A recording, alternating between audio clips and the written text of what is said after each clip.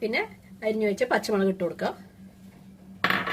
കുറച്ച് കറിവേപ്പില, അപ്പൊ അതിന്റെ ഒരു മണം വരുമല്ലോ. അത് വേവുമ്പോ കുറച്ച് കറിവേപ്പില ഇങ്ങനെ കീറിയിട്ട് ഇടുക.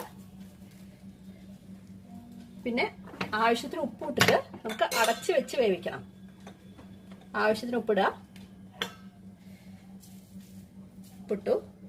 എന്നിട്ട് നമുക്ക് ഒന്ന് ഇളക്കി കൊടുക്കുക. ആദ്യം ഈ നല്ല സിമ്മിൽ വെക്കണം, കൂട്ടി വെക്കരുത് കേട്ടോ.